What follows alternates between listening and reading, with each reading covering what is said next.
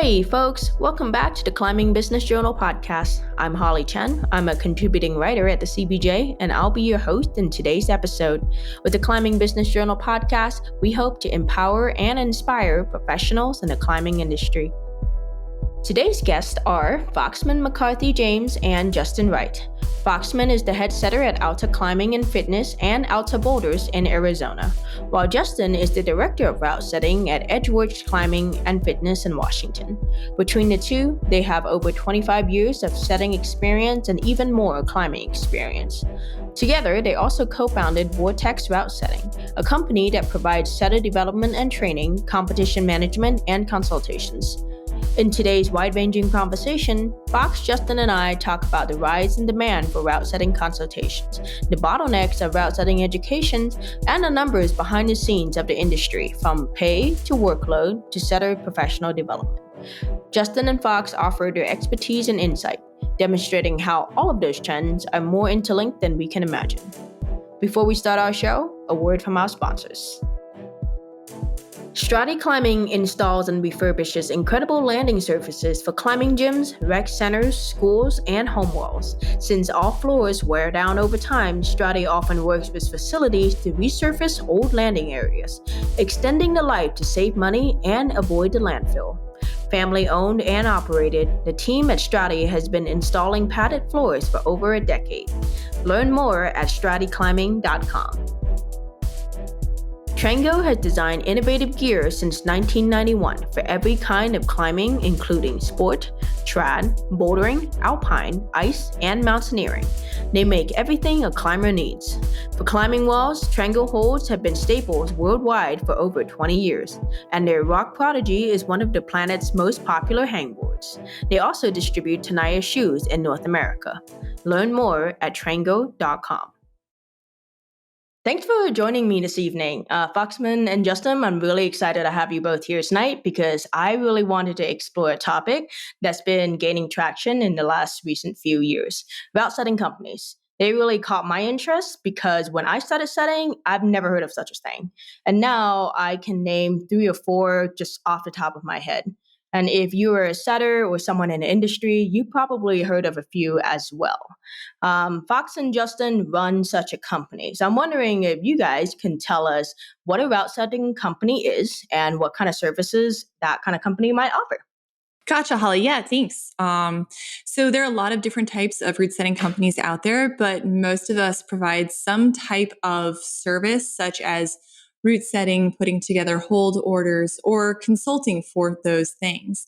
I think our company is unique in the fact that we also are part of a bigger data collection project looking at industry practices for route setting departments kind of nationwide.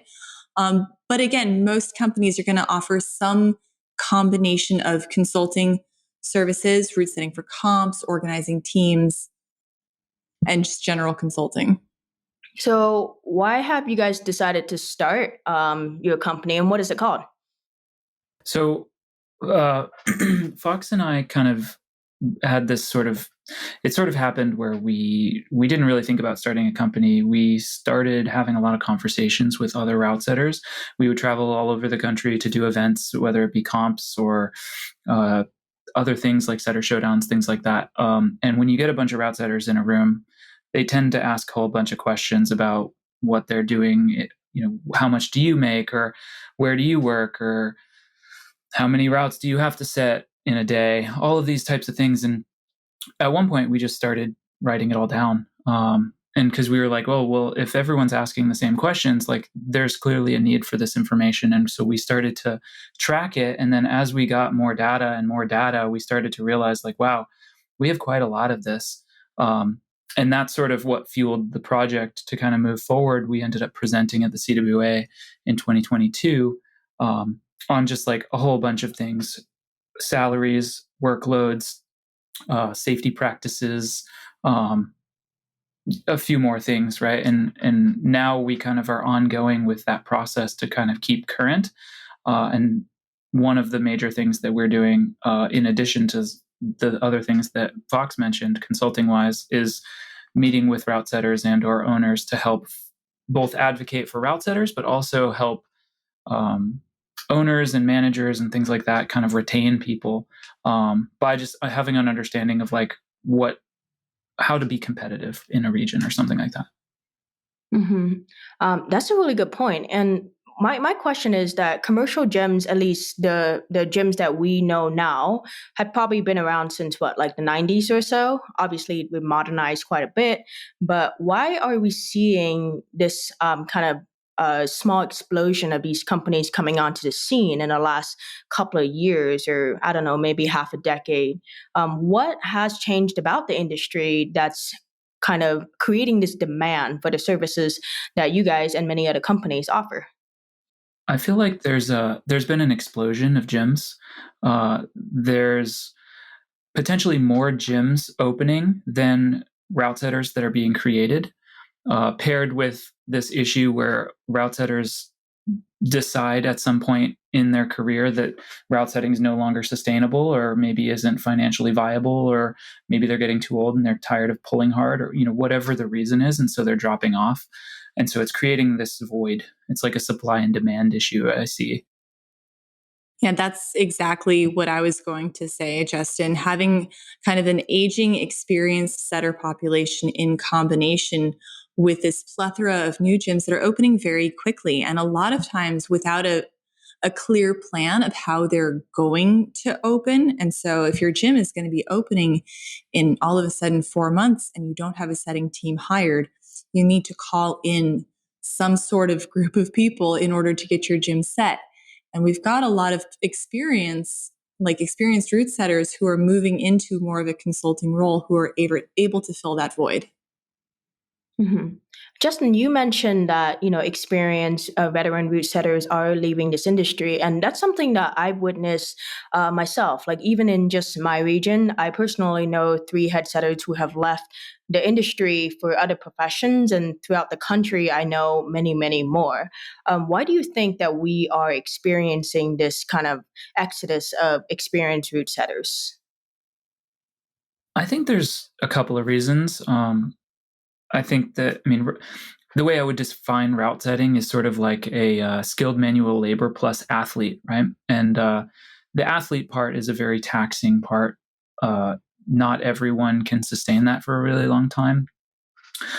There's also this like wage conversation that's happening. Climbing gyms in general aren't like, the industry is still in its infancy, and there isn't like a whole ton of money, especially when you compare to some other fields that are like booming right now, like tech or something like that, where it's like you have a decision. You could like work hard and do what you love, and you can kind of stay in it because you have this passion, or you could want to have the capacity to buy a house or whatever, and you say, oh well, like I could just learn how to code and make six figures easily, or maybe not easily, but like I think we're seeing a lot of that kind of stuff where it's like, oh well, I'm going to use the degree I got or whatever, or in some cases even some of the middle level experienced route setters. I've had a few people leave just because they can like work at a, like if they could flip burgers for $25 an hour, right? It's like there's a compare and contrast situation. It's like, well, I could do this thing that like is borderline mindless. Maybe I smell like cheeseburgers, but like I can make just as much, if not in some cases more, than what I was doing at like working at height, in this sort of like skilled manual labor athlete realm. Do you think this is going to, and I'm sure you have a lot more insight on this based on the data you guys have been collecting. Do you think that this exodus of experience or middle experience route setters leaving an industry is going to create any problems in the long run, the industry as a whole? I think one thing that we're already seeing, kind of like you alluded to, Holly, and that Justin talked to, is like head setters who are leaving. I know in my region there are a bunch of head setters who they might still be interested in being part of the climbing industry, even in route setting, but have no desire to be running programs or any sort of management. And I think that's a combination of, well, largely that wage issue that Justin's talking to. If we can do something mindless for $25 an hour and then pursue the thing that we love, climbing, on our own time, then you start to draw that super experienced crowd away from those mentorship roles. They're not being compensated in a way that like supports growth in the industry for the newer generations. So people are looking for education anywhere they can get it, and people are exiting in the most experienced roles. That brings up a good point. I want to kind of talk about education since you brought it up. Like every novice route setter can tell you how difficult it is to break into this career. Like your average entry level job in any other more traditional career path probably has like, a set of educational qualifications. Like maybe you need a high school degree or a college degree. But in setting, there is no basic educational qualifications to go by.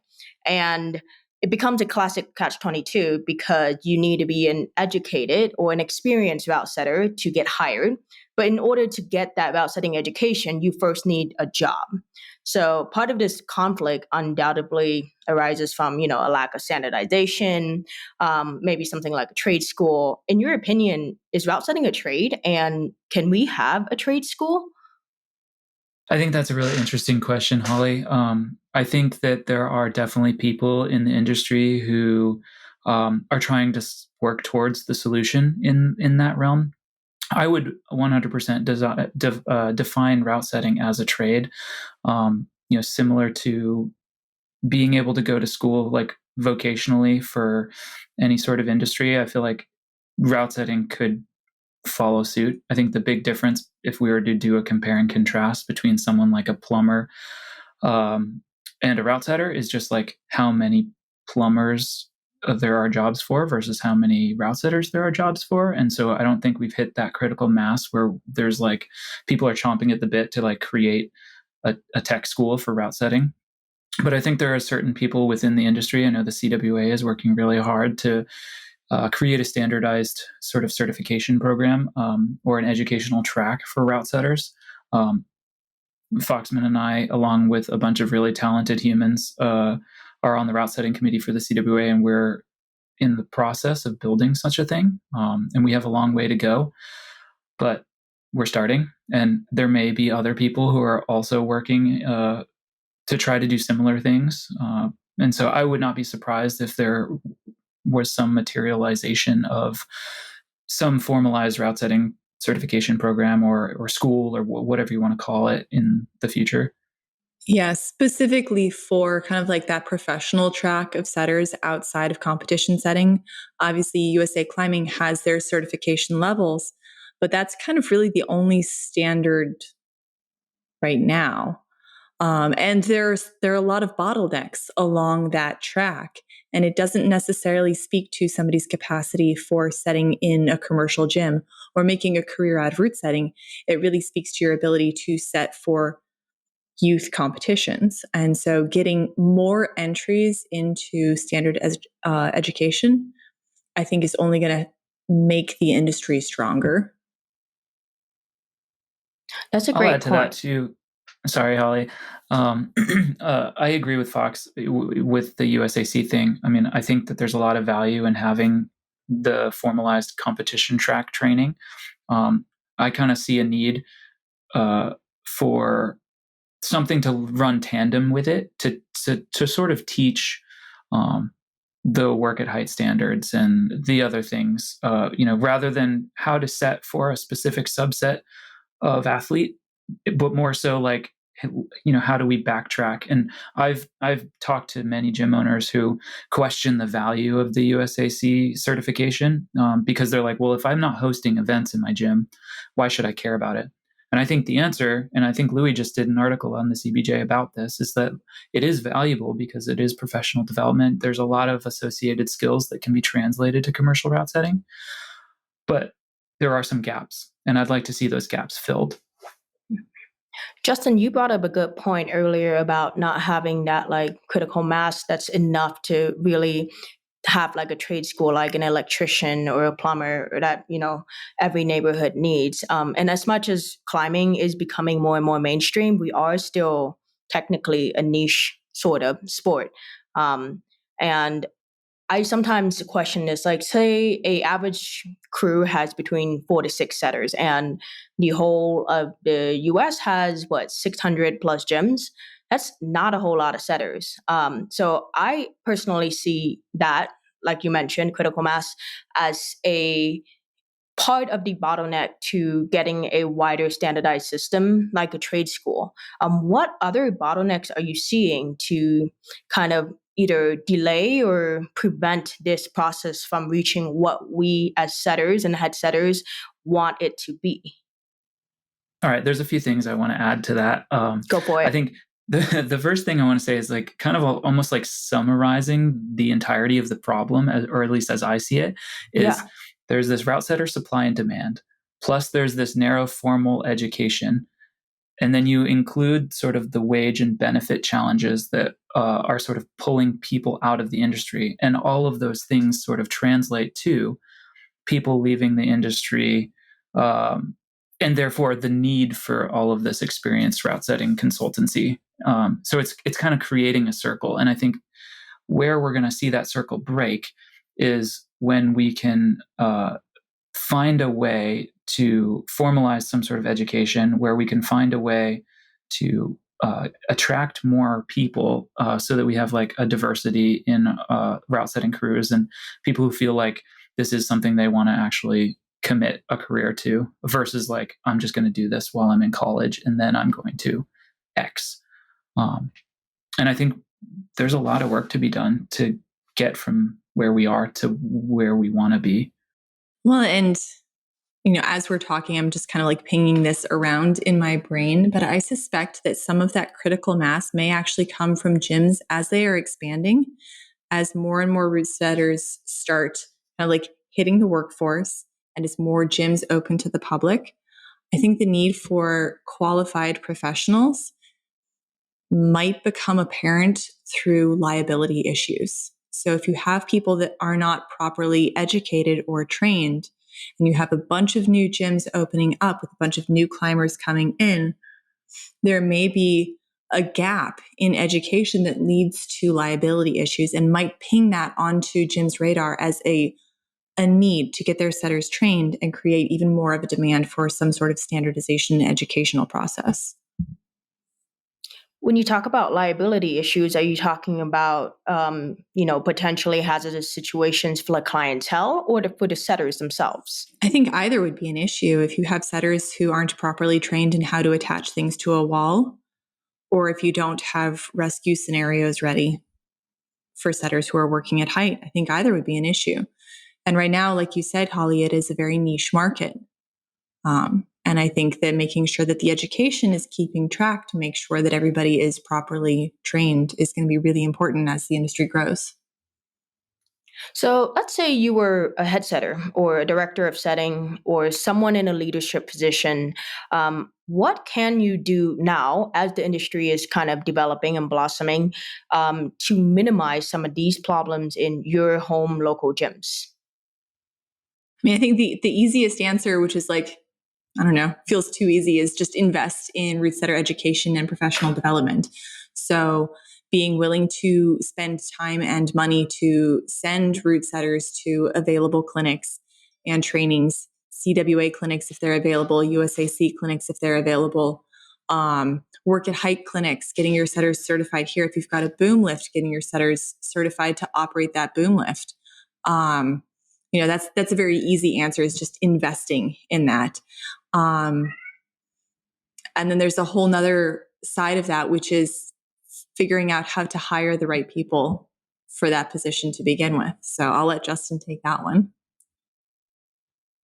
Sure. Well, so, I mean, I'm happy to field that, but I also kind of, while you were talking, Fox, I kind of thought a few things as well. The thing that comes to mind is there is a big difference between, at least within this country, there's a big difference between sort of like your big chain gyms that have emerged versus your sort of like small scale operations, whether it's a mom and pop with like a single location, or it's like someone who has 2 locations, right? There's like a polarizingly different operational difference between someone with 25 gyms versus like the 1 or 2.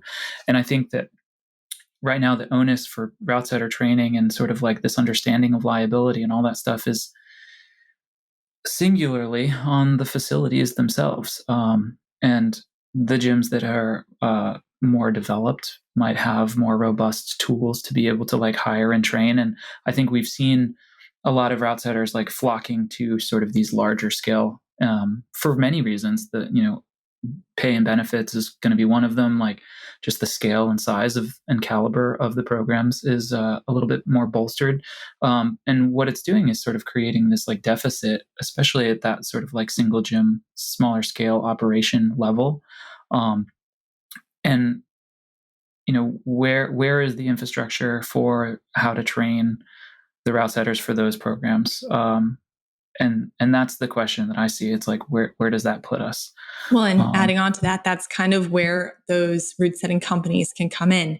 So if you can bring in a smaller company to provide a clinic for your route setters, provide professional development for your route setters, it might be more manageable than sending your entire team out to, you know, whatever USAC clinic is available. Maybe because only a couple of your route setters will be able to get into it. So that might be that tie back to route setting consulting companies.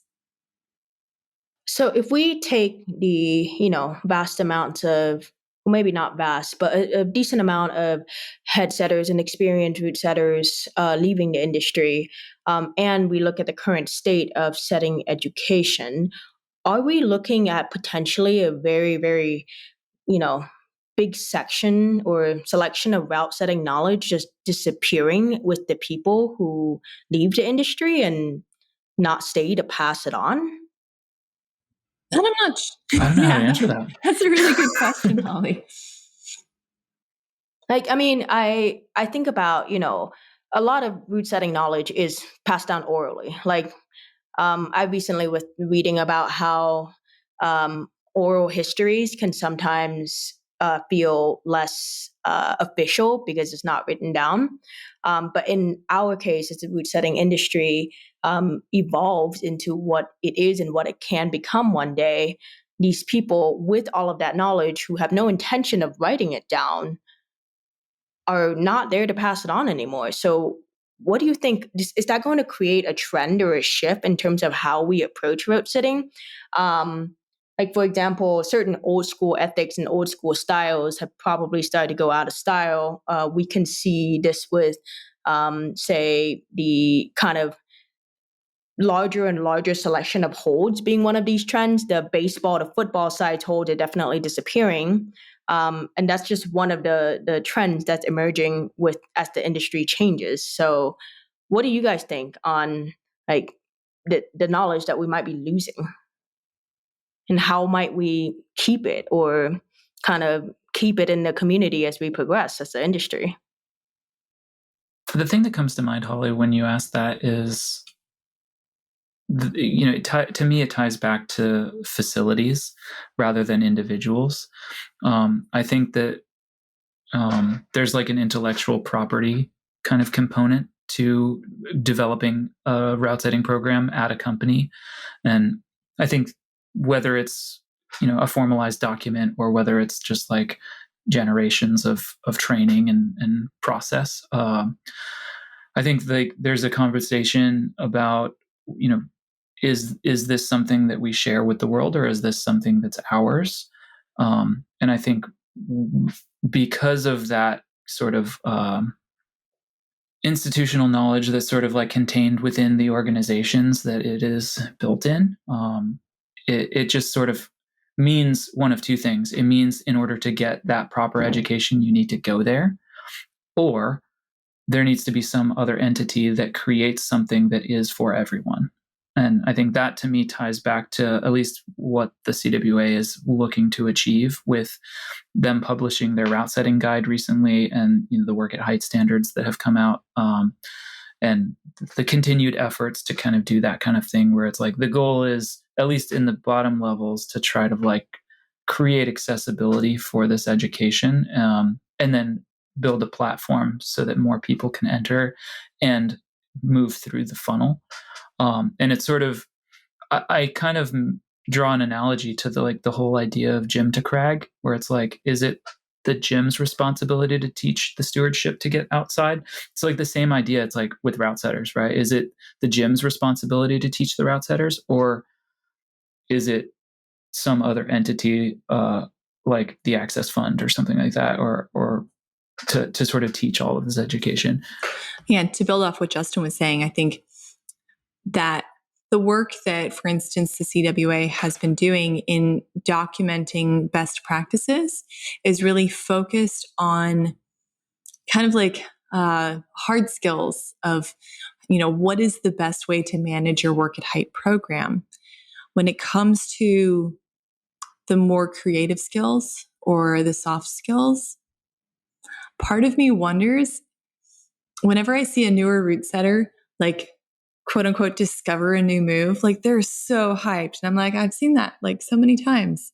So I don't know that I would want to like codify that in a way that like, well, this is how you set this movement, because that act of discovery is one part of what brings joy, and two, allows us to push that movement further and further and further.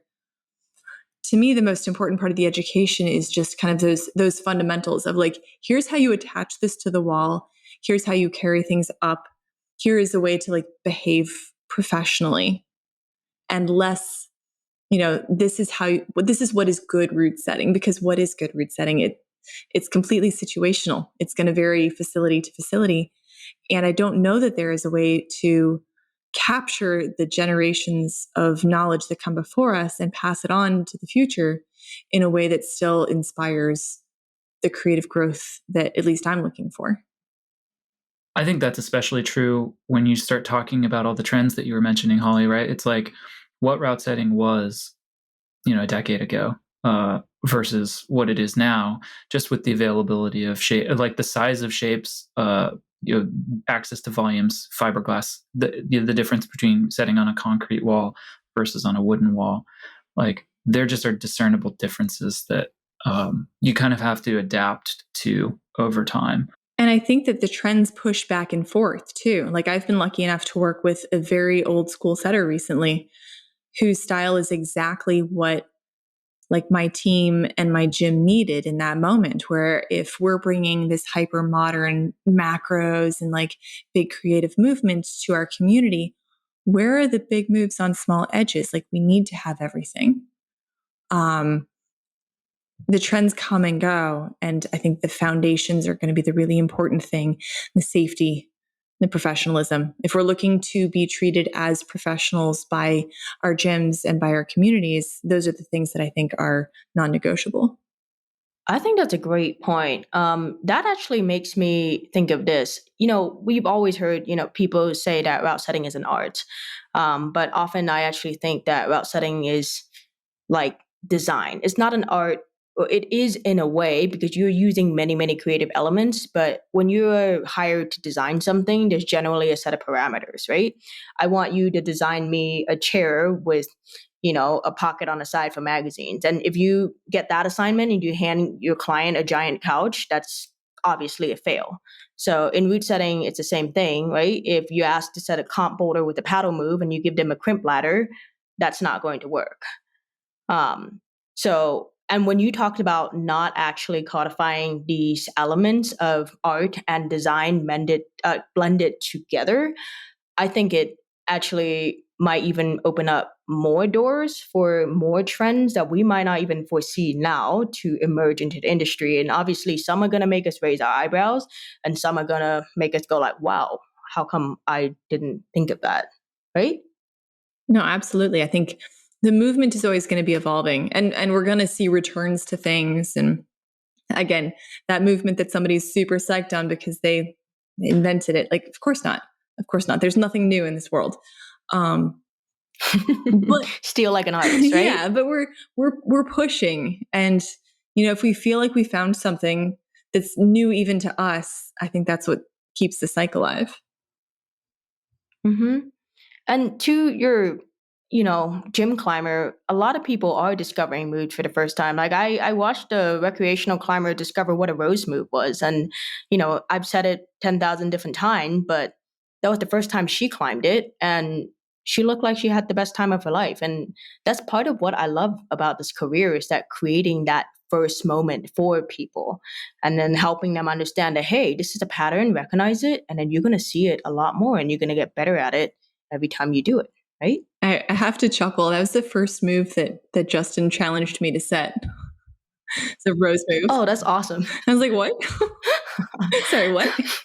You did it, though. Man. Mixed results.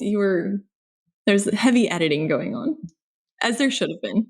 That's okay. Yeah, like that's all of our first boulders. I mean, if I looked at my first boulder now, I'd probably gag a little bit, but I'm not going to think about that. I kind of want to switch gears because I want to ask you guys about one thing that you mentioned earlier. You guys mentioned like you guys have been collecting a lot of data. Can you tell us a little bit about what numbers you guys are collecting? So over the last maybe 3 or 4 years, we've been collecting data. We probably have information on maybe a little bit over 100 gyms, and we're constantly updating it because if the last couple of years has shown us nothing, or even the last 6 months, right? It's like inflation has changed pay rates consistently, or considerably rather, and so we are looking at what route setters are making, trying to do some analyzing there. We're looking at what expectations gyms have on their teams, specifically in like output information. So it's like, how many boulders are you asked to do in a day? And similarly for ropes, although we quantify that by how many feet you set, just because different people have different heights for rope walls. And it's an easier way to track. And then there's a few other things that we look at that are less sort of asked for. Things about risk management policies of like what PPE they're using, whether if it's a rope gym, are they using the 2-rope system. And what's really cool is we've gotten enough aggregate data where we're able to report on it. So like I said, I think earlier in the chat, we presented this at the 2022 summit, and our presentation is actually available on our website, vortexroutesetting.com. So people can go and download the slides and look at it. And what we want to do is we want to avail this information to as many people as possible, and start having conversations, because that's how it helps. And I know, Fox, you can speak more to that specific side. Yeah. So just to throw a little more context in there, like Justin kind of went through, those key pieces of data that everybody wants to know, which is like, what are you getting paid? How many boulders are you setting per day? How many rope routes are you setting? And we're also collecting that all within the context of how many linear square feet is your gym? How tall are your walls? Like getting a good picture of what the gym itself looks like, because obviously gyms across the country vary wildly. We don't want to be comparing apples to oranges. Like if you've got like a single family owned, a 10,000 square foot bouldering facility, we don't want to compare that to a 40,000 square foot rope facility. It makes no sense. We're looking at the size of teams. We're looking at the annual attrition rates of teams, just trying to get as big of a picture as possible, so that when we have conversations with owners or individual route setters, we're able to look at comparable gyms, and provide them with a good sense of like, if you're an ownership team or a management team, what should you be providing to your route setters in order to be competitive? Down to like, are you providing tools for your gyms? Like for a lot of gyms, that seems like a given. Like, yeah, my gym provides my drill, but for some gyms, it's not.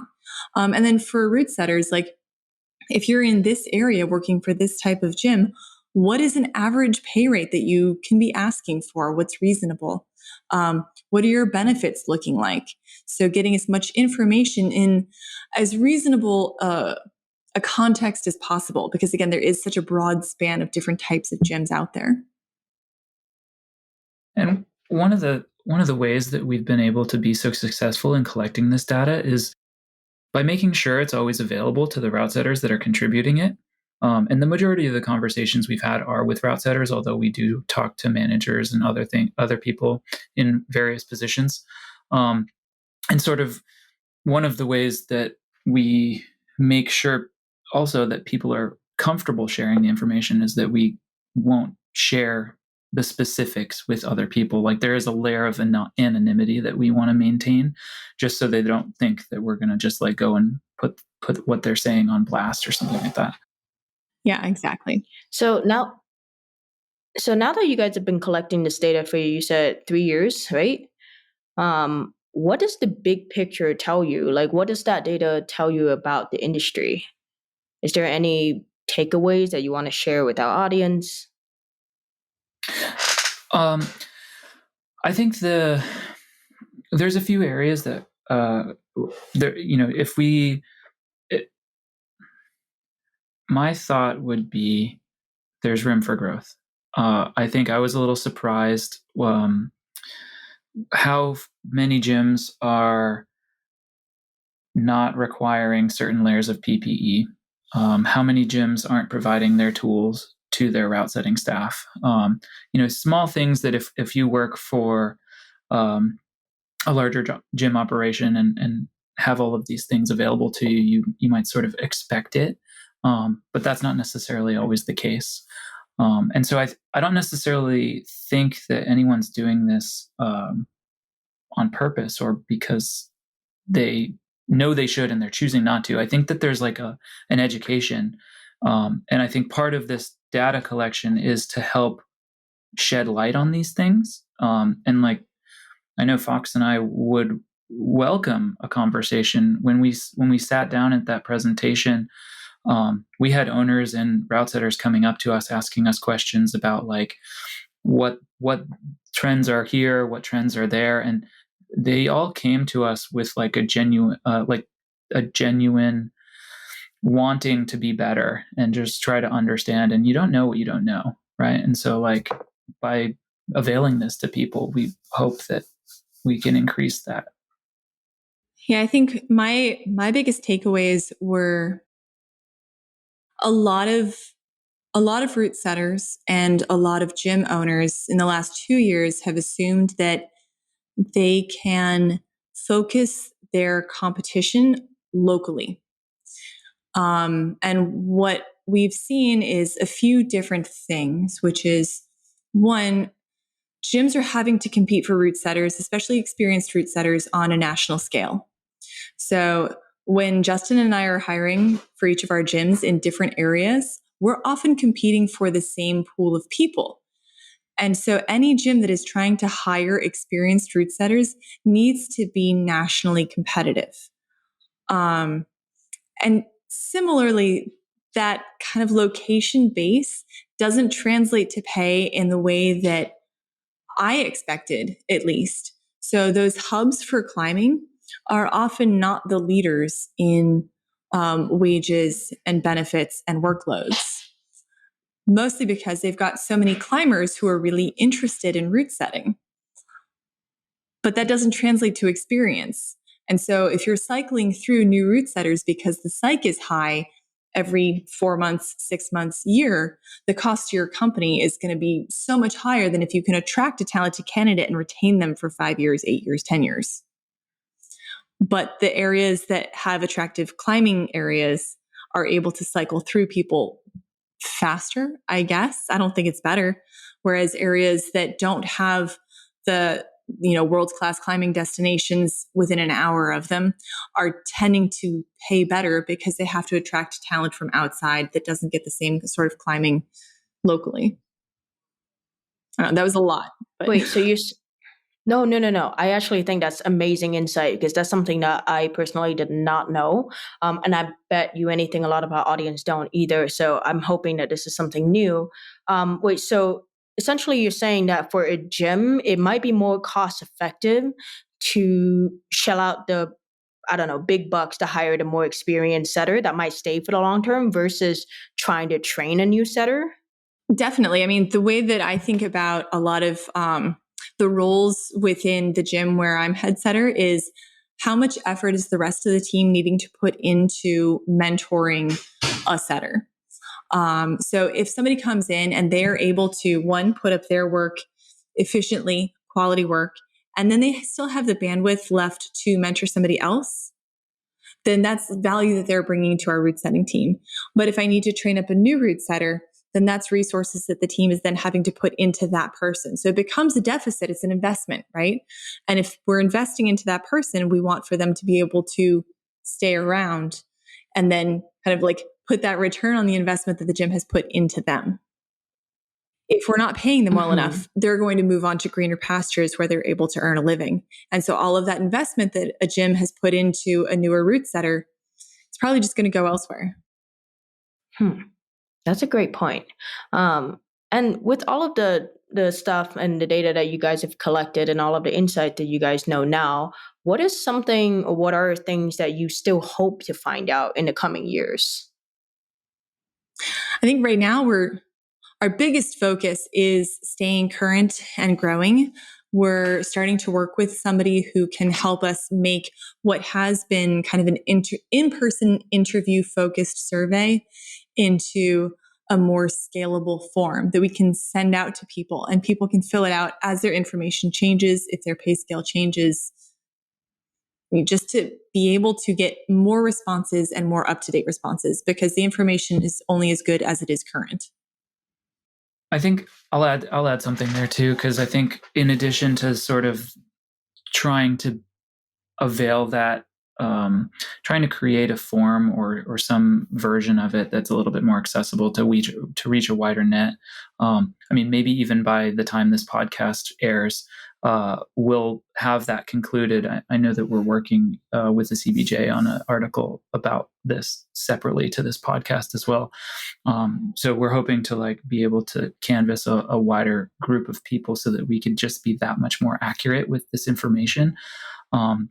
But I think the goal, fast forward however long, a month, 2 months, whatever we're looking at, would be that we have people who are willing to share, and then we have people who are also reaching out, asking us to help them with their unique situation. And, it makes both Fox and I's day when a route setter calls us or texts us saying hey, because of you and your data, I was able to get a raise, or I was able to retain this person on my team because X, Y, or Z. And it's a similar situation. We don't necessarily only want to advocate for route setters. We want to advocate for owners and managers. And it's not all about pay. That's the thing that the route setters tend to ask us about the most. But it's beyond that, because we're looking at trying to keep people in the industry and make sure practices are safe. And that initiative, all of those questions we're asking, it's part of our consultancy is asking owners these hard questions and just educating them on things they might just not know they need to know. And I think as humans, oftentimes people, we are more reactive than proactive.